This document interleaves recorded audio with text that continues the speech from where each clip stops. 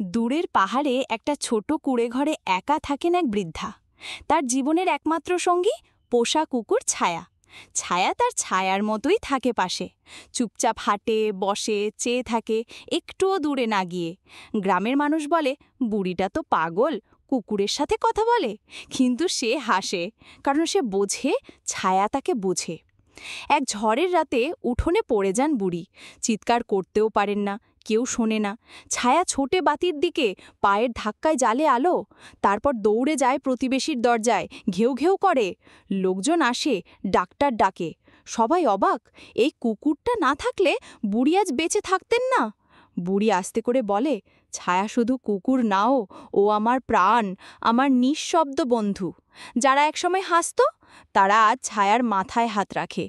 সবাই চুপ। ছায়ার ভালোবাসা তাদের ভাষা শেখায়। সব বন্ধু কথা বলে না, কেউ কেউ শুধু পাশে থাকে, চুপচাপ ছায়ার মতো।